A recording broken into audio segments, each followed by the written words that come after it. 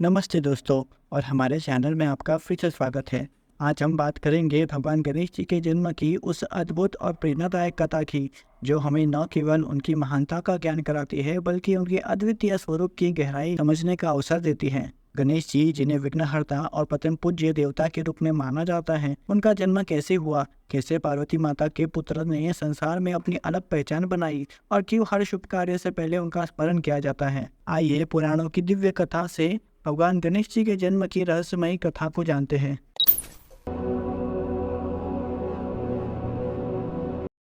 कल्प के वेद से गणेश जी का जन्म ब्रह्मा जी से भी पहले कहा गया है। वेद कल्प में किसी समय शिव जी के विवाह के बाद कैलाश चले जाने पर एक समय पार्वती जी की सखियां जया और विजया पार्वती जी के साथ मिलकर विचार करने लगी कि शिव जी की आज्ञा में रहने वाले नंदी जैसे अनेक गण हैं, वो सब हमारे भी गण हैं, पर फिर भी वो लोग शंकर जी की ही आज्ञा का पालन करते हैं। स्वतंत्र रूप से हमारा कोई गण नहीं।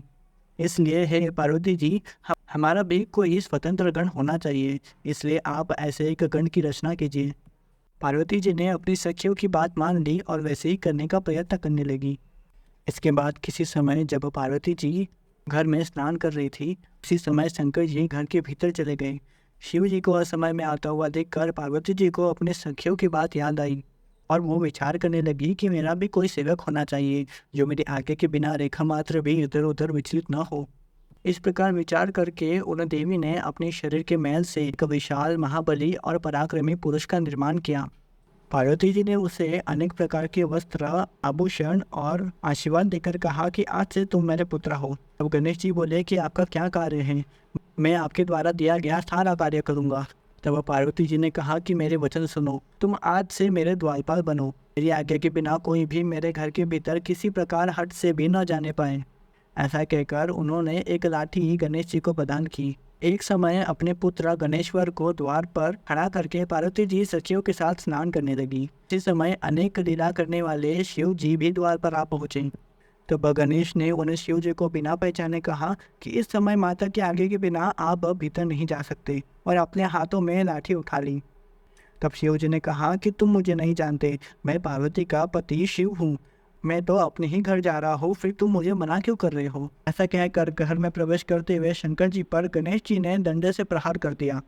तब कुपित होकर शिव जी ने अपने गणों से कहा कि देखो यह कौन है और यहाँ क्या कर रहा है। उन गणों ने गणेश जी के पास जाकर कहा कि तुम कौन हो, कहाँ से आए हो और क्या करना चाहते हो। अगर जीना चाहते हो तो यहाँ से जल्दी से दूर चले जाओ। पर गणेश जी निडर होकर खड़े रहे और कहने लगे कि आप लोग कौन हो और कहाँ से आए हो, आप लोग यहाँ से दूर चले जाइए। इस प्रकार उनके वचन को सुनकर शिव जी के सभी गणों ने आश्चर्यचकित हो हंसते हुए कहने लगे कि हम यहाँ के द्वारपाल हैं, तो भी एक गण समझकर हम तुमको नहीं मारेंगे, इसलिए तुम स्वयं यहाँ से हट जाओ। इतना सब कहने के बाद भी जब गणेश जी द्वार से नहीं हटे, तब सब गण शिव जी के पास जाकर सब कुछ बातें बताने लगे।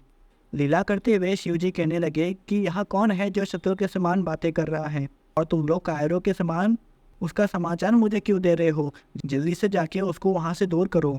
गणों ने फिर गणेश जी के पास जाकर कहा कि तुमको हम लोगों की परवाह क्यों नहीं है, द्वारपाल तो हम लोग हैं, तो किस प्रकार अपने को द्वारपाल कहते हो। शायद तुमने शिव गणों के पराक्रम का अनुभव नहीं किया, अगर तुम अनुभव कर लोगे तो धराशायी हो जाओगे। उनके ऐसे वचनों को सुनकर गणेश जी ने दोनों हाथों में लाठी लेकर ऐसा बोलने वाले गणों को मारने लगे। तब सब गण वापस शिव जी के पास चले गए। तब शिव जी कहने लगे कि तुम लोग कायर हो, तुम लोग जाओ, उस पर प्रहार करो, चाहे वह कोई क्यों ना हो, उसे वहां से हटाओ। पर शिव गण गणेश जी से कहने लगे कि अरे बालक सुनो, तुम व्यर्थ बकवास क्यों करते हो, अब तुम यहाँ से दूर चले जाओ, अन्यथा तुम्हारी मृत्यु हो जाएगी।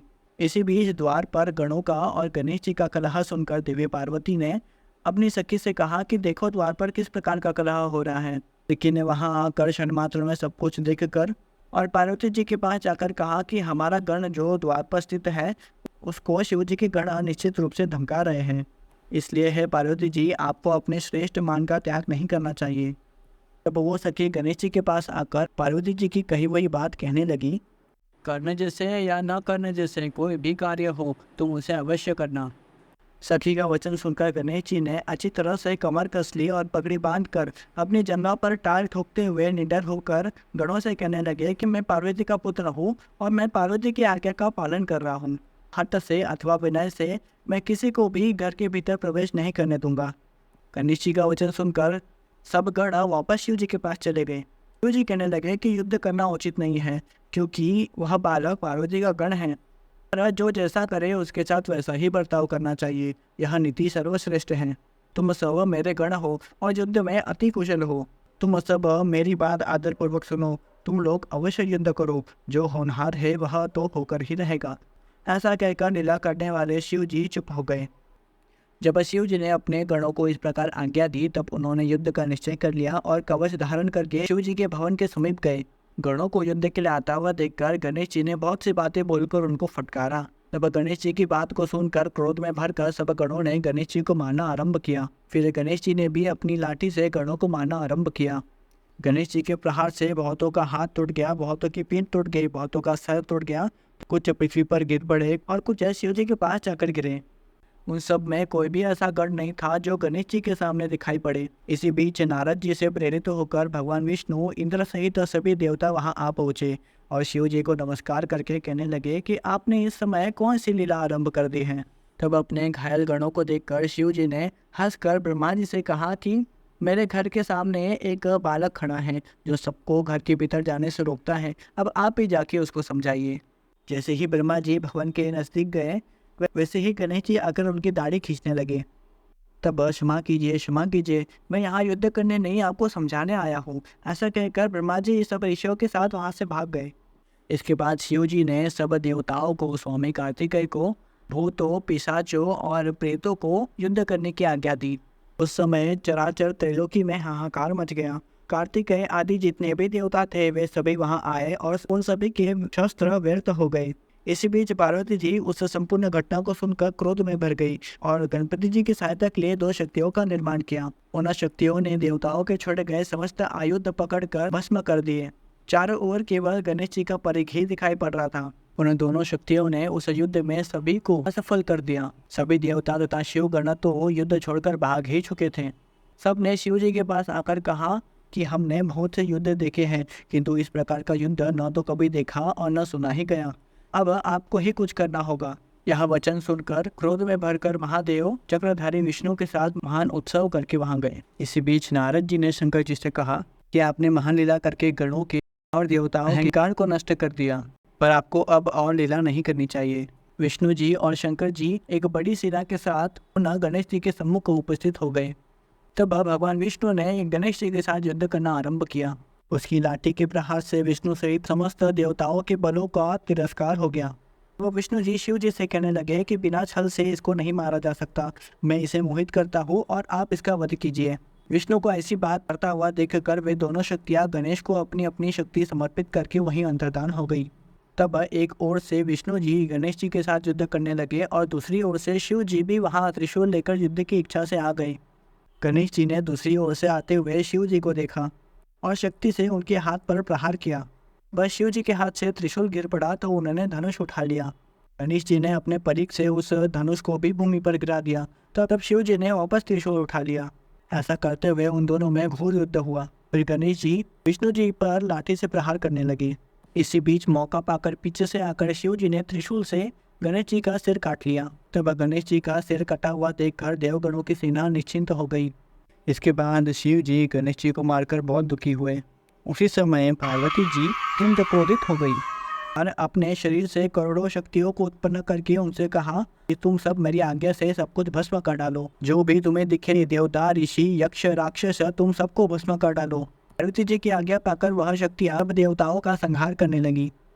उस संहार को देखकर शिव जी, ब्रह्मा जी और विष्णु जी आपस में विचार करने लगे कि अब हमें क्या करना चाहिए। यदि पार्वती जी प्रसन्न हो जाए तो शांति हो सकती है, अन्यथा करोड़ों उपायों से भी शांति संभव नहीं। किंतु देवताओं की कमर उस समय टूट गई जब पार्वती जी के पास जाने का प्रश्न उठा। कोई भी उनके सामने जाने का साहस नहीं कर सका। नारद जी को आगे करके सब ऋषि और देवता पार्वती जी के पास गए और उनको प्रणाम करके अनेक स्तोत्रों से स्तुति करके उनको प्रसन्न करने लगे। सब कहने लगे कि हमें क्षमा कीजिए, हम सभी ने आपका बहुत बड़ा अपराध किया है। अब आप अपनी शक्तियों को संहार करने से रोकिए और हमें शांति प्रदान कीजिए। तब पार्वती जी ने कहा, यदि मेरा पुत्र जीवित हो जाए और तुम लोगों के बीच में प्रथम पूज्य हो जाए तो यह संहार मैं रोक दूंगी। तो बस सब देवता शंकर जी के पास जाकर सारा वृत्तांत कहने लगे। शंकर जी ने कहा कि हम लोगों को भी यही करना चाहिए, इसमें ही सबका कल्याण है। आप लोग उत्तर दिशा की ओर जाइए और सबसे पहले जो मिले उसका सिर लाकर गणेश के धड़ से जोड़ दीजिए। देवताओं ने शिव जी की बात मानकर उत्तर दिशा की ओर गए और वहां पर उन्हें सर्वप्रथम एक दांत वाला हाथी मिला। तब उसी का सिर लाकर उन्होंने गणेश जी के शरीर में जोड़ दिया। सब ऋषियों ने शिव जी का स्मरण करके मंत्र के द्वारा अभिमंत्रित किए हुए जल को गणेश जी के शरीर पर छिड़क दिया। जल का स्पर्श पाते ही वह बालक शिव जी की इच्छा से और जैसे कोई सो के उठ जाता है वैसे उठ गया। अब बालक को जीवित देखकर सभी लोग प्रसन्न हो गए और लोगों ने देवी को उसे दिखाया और देवी भी उसे देखकर बहुत प्रसन्न हुई। पार्वती जी ने गणेश जी को अपने गोद में बैठा दिया और बड़े प्रेम से अनेक प्रकार के वस्त्र और आभूषण उनको प्रदान किए। उन देवी ने अनेक प्रकार की सिद्धियों से उस बालक का पूजन करके अपने हाथ से उसको स्पर्श किया और कहा कि तुम सभी देवताओं के पहले पूजे जाओगे और सदा दुख रहित रहोगे, क्योंकि इस समय तुम्हारे मुख पर सिंदूर दिखाई देता है, इसलिए लोगों के द्वारा तुम सदा सिंदूर से पूजित होगे। जो मनुष्य फूल, चंदन, उत्तम नैवेद्य, विधिपूर्वक आरती, परिक्रमा और नमस्कार विधान से तुम्हारी पूजा करेगा, उसे संपूर्ण सिद्धि प्राप्त होगी, इसमें संदेह नहीं है। इतना ही नहीं, तुम्हारे पूजन से समस्त विघ्न भी नष्ट हो जाएंगे। इस प्रकार सब देवताओं ने और ऋषियों ने गणेश जी को वरदान दिया। तो दोस्तों, ये थी भगवान गणेश जी के जन्म की अद्भुत कहानी। माँ पार्वती द्वारा उनके सृजन से लेकर उनके धड़ पर हाथी का सिर लगने तक गणेश जी की कथा हमें भक्ति और विनम्रता का महत्व सिखाती है। अगर आपको यह वीडियो पसंद आया हो तो इसे लाइक करिए, शेयर करिए और हमारे चैनल को सब्सक्राइब करना न भूलें, ताकि आप भारतीय पौराणिक कथाओं से ऐसे ही और कहानियों और किस्से सुन सके। आज के लिए इतना ही। मिलते हैं अगली वीडियो में अगली कहानी के साथ। हर हर महादेव।